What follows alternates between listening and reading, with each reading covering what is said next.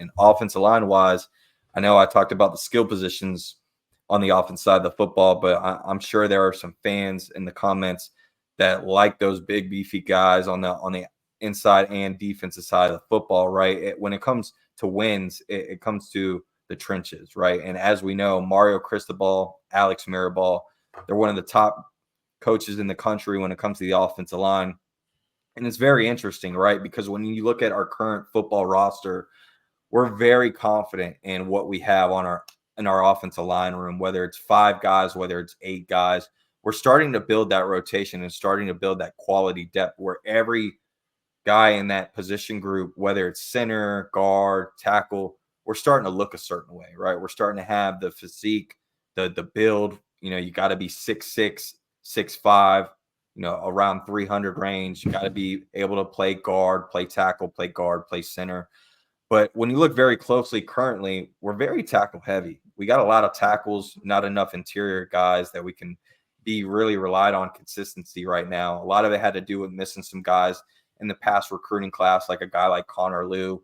But I think this year it changes. When you look at this current recruiting class and the 2025 class, specifically at offensive line, it's going to be very guard center heavy instead of tackle, which should help the University of Miami in the long run, right? When you look at the tackles, we got a decommitment of Lamar Williams out of Havana, Florida.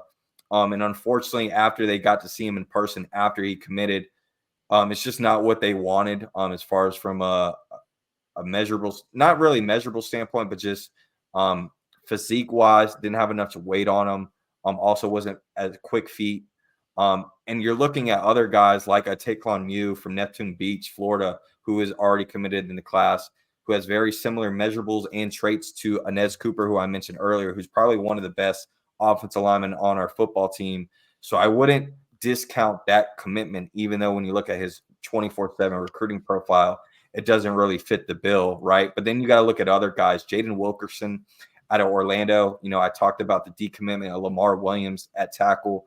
Jaden Wilkerson from Orlando, who just transferred there to Edgewater, is a guy to really look after. He's 6'6", 330. So he's got similar measurables to the decommitment of Lamar Williams, but with a lot more size and weight on him. A guy that you don't have to really wait another year to be a product.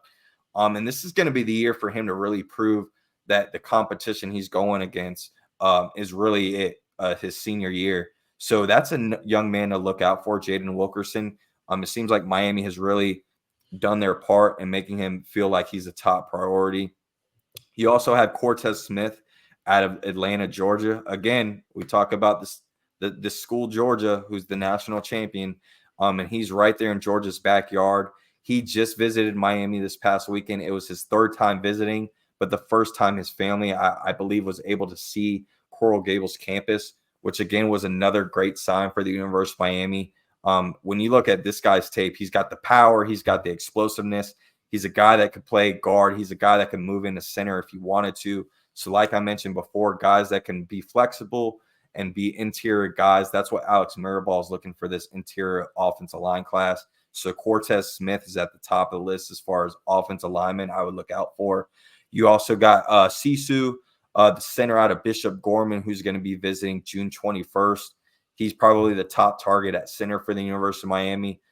He's a guy that has a relationship with Joe Salavea and has been a guy that Miami has recruited from beginning to end. So that's another young man to watch. Max Buchanan out of Sanford, Florida, who's going to be visiting this upcoming weekend.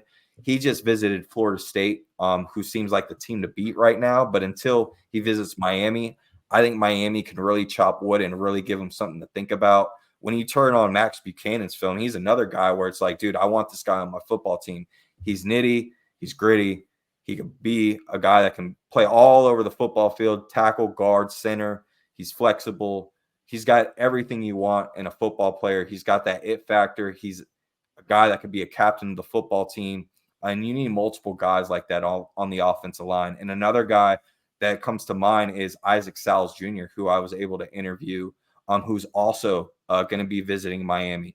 He's going to be visiting Miami this upcoming weekend. He's committing July 18th, which is a big sign to where he already has a commitment date in place. He's out of Louisville, Kentucky. And, of course, some of the schools that are offering and in the mix is Kentucky, is Louisville, is NC State, which I believe is the dark horse between all the schools. I think NC State, Louisville, and Miami are going to be the teams to watch out for Isaac Sal's. And this is a young man that his father played in the NFL. He was a 2004 fourth round pick for the Cleveland Browns and played at the College of Indiana. He's been watching the game of football at the age of 5 years old. So Mario and Alex Mirabal, when they talk about just getting offensive linemen in the film room with them and being able to call out, defensive schemes and knowing exactly where you need to be, this is the guy in Isaac Sal's that this is stuff that he does in his sleep. So I believe that relationship and the momentum of Miami and Isaac Sal's is going to grow even bigger once he visits Miami this upcoming weekend. So he's another guy to watch out for. And he's also distant cousins, Mark, with Earl Campbell, out of all people, right? The great Earl Campbell.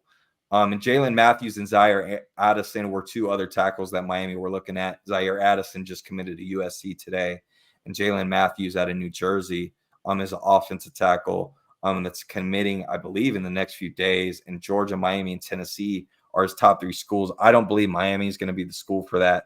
So like I mentioned, it's going to be more guard center heavy than tackle. But if I had to lay a name on a couple tackles, it's going to be probably Jaden Wilkerson.